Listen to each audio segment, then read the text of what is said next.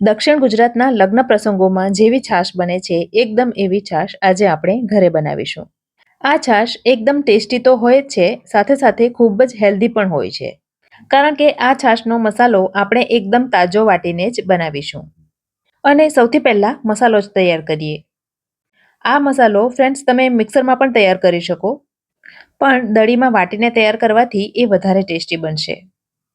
તો સૌથી પહેલા 5 કપ જેટલી કોથમીર લીધી છે, જેને ઝીણી સુધારીને ઉમેરીશું જેથી વાટવામાં સરળતા રહે. હવે 7-8 જેટલા ફુદીનાના પાન લઈશું. ફુદીનો જો અવેલેબલ હોય તો લેવાનો, નહીં તો માત્ર કોથમીરથી પણ છાશ તો સારી જ બને છે. 1 નંગ લીધું છે તીખું લીલું મરચું. આ મરચાં વધારે તીખા હોય છે, માટે માત્ર 1 જ નંગ લીધો છે. અડધો ઇંચ જેટલું લઈશું આદુ અને 3 કળી લસણની લઈશું. જો તમે લસણ ન ખાતા હો તો લસણ સ્કીપ કરી શકો છો.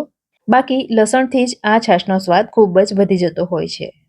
હવે હાફ ટીસ્પૂન જેટલું મીઠું ઉમેરીશું, જેનાથી આપણને મસાલો પીસવામાં સરળતા રહે. અને આ બધી વસ્તુઓને એકદમ સરસ રીતે વાટી લઈશું.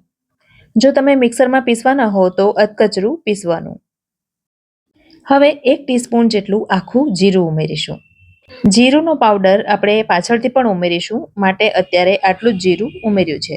કારણ કે આ રીતે અધકચરું વાટેલું જીરું ઉમેરવાથી પણ છાશનો સ્વાદ ખૂબ જ વધી જતો હોય છે.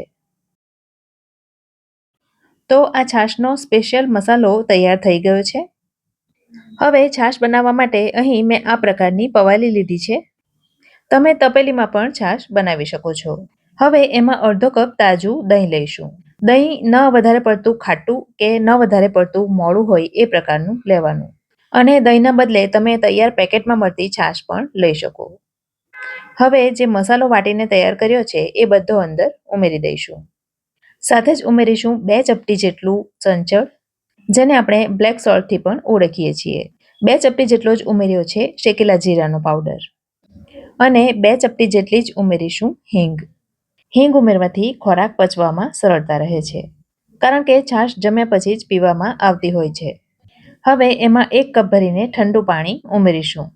છાશને વલોવવા માટે મેં બ્લેન્ડરનો ઉપયોગ કર્યો છે, પણ તમે એને રવૈથી અથવા તો મિક્સરમાં પણ વલોવી શકો.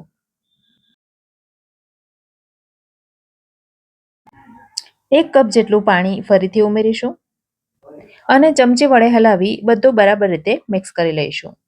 આ છાશ એકદમ સ્ટ્રોંગ હોય છે, માટે જ થોડી પાતળી રાખવામાં આવે છે. હવે એને ઢાંકીને અડધા કલાક માટે મેરિનેટ થવા માટે મૂકી દઈશું, જેથી મસાલાની બધી ફ્લેવર છાશમાં સરસ રીતે બેસી જાય. અહીં ગામડાઓમાં એને છાશ આથવી એવું કહેવામાં આવે છે. અને જો તમારે ઠંડી છાશ પીવી હોય તો ફ્રીજમાં મૂકી દેવાની. અને હવે અડધા કલાક પછી આ છાશ પીવા માટે એકદમ તૈયાર છે. રેસીપી ગમી હોય તો વિડીયોને લાઇક કરજો અને તમારા સર્કલમાં શેર કરજો. ફરી મળીશું આવી જ એક નવી રેસીપી સાથે. ત્યાં સુધી મને રજા આપો. આવજો.